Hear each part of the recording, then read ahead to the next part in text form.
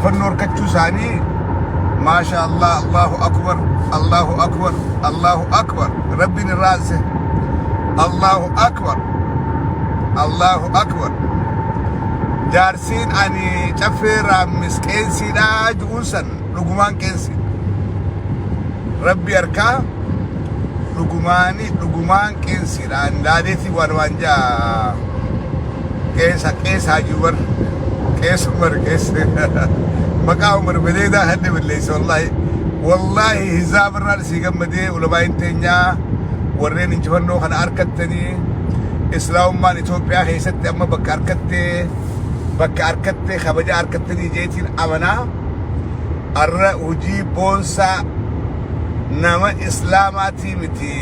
lammii hunda nama amantii tana hordofu qofaa miti warra mirgi namaatti dhagamu warra mirga amantiidhaa kabaju hunda biratti gammachuudhaa jirarraan tanaa hedduudhaan gammadee hogguu akkasitti maftaa fuutanii qabattanii wallahi shira meeqaa achi keessatti deemu jira islaama meeqa hiyyeessa meeqaa nyaadhamu jira jarri sun amantii islaamaa bakka hin bu'anii ummata xajjii dhugee kalooyitaa kaatee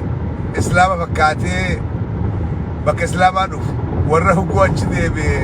waan biraa dalguna fakkaate jiru sun dhiifama naa godhaadha isaan sana achirraa haaftanii injifachuun keessan waan guddaadha alhamdulillahi baga gammaddanii baga gammanneen isii jechuu barbaada tun injifannoo guddoodha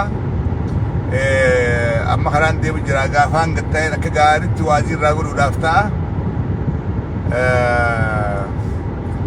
garuu baga gammaddan wallahi baga gammaddan injifannoo ajaa'ibaa injifannoo guddoodha jaarsan achi keessaa baasuun keessan wallahi injifannoo gammachuudhaan gammada rabbii beekaa arra 360dhaa fi miidiyaan amaaraa hundi miidiyaan fannoodhaa hundi arraan tana haajii umariif lolu jiran maaltu jedhu kun amantii tanan qaban inumaa warra jibbaa amantii tanaa qabu isaan jedhu kuni warri Itiyoo 360 faa warra jibbaa islaamummaadhaa jibbaa oromummaadhaa wal qixa qabanii arra akka lolan akka zarraaf jedhanii haajii umariitu qabee warra zaranyummaadhaatummaa islaamummaa qabatee warra dhaamsa Ijipti qabu warra dhaamsa Suudii qabu warra Suudii ergattee qabatee jira awuzu billahi shaytaani jiru wanni isaan kana aarsaa hundinuu Oromoo tanaaf gaariidhaati maasha Allah tanaafiin hizaab irra gammadee baga gammaddan isiniisii warree keessattuu warreen waan kana falmitanii itti ciccitanii osoo dadhabni hin ji'in osoo hifanni hin ji'in irratti hojjettanii bakka irraa kana geessan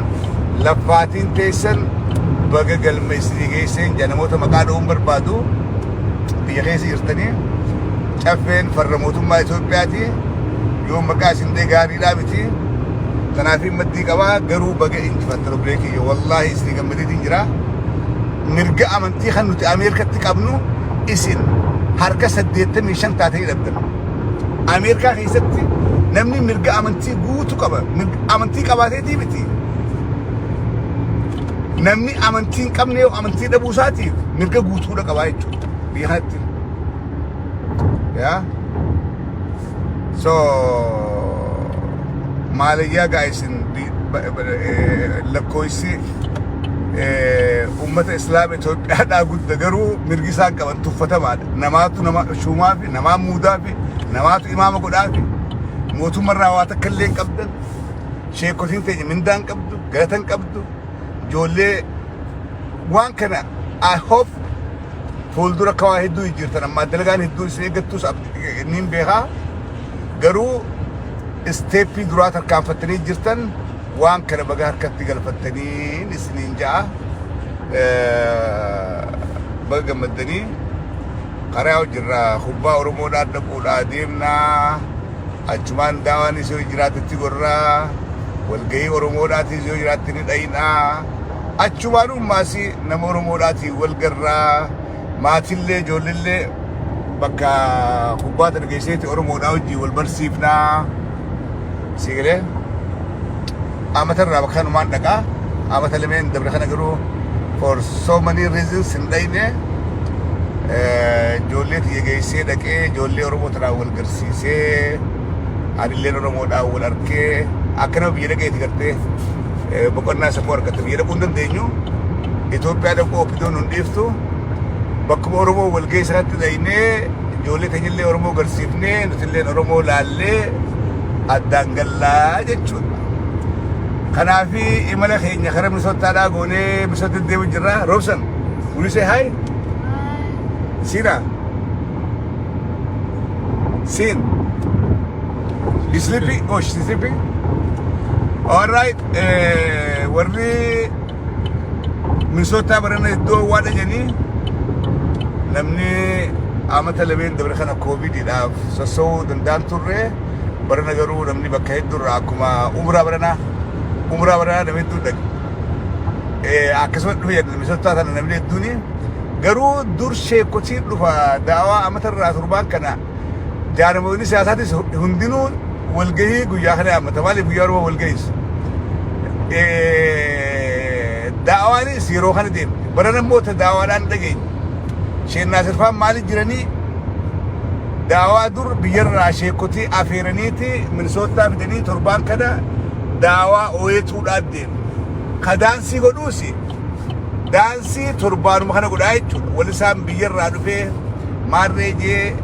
ka daawaatis sheekotii biyyarraa afeeranii biyya birarraa afeeraniiti daawaa ajaa'ibaa deemu so barana warri dhiichisu dhufee jira jechuudha dhageetii jira warri daawaa kun hin dhufne amma dhiichisaa hojjette fagaannee jirra tammoo daawaadhaan gammaan tanaan dhageenya warra dhufee anyhow Minisootaan bakka itti maatiidhaanis wal garu faamiliidhaan faamilii hedduu qabna Noort Ameerikaa haraa'ee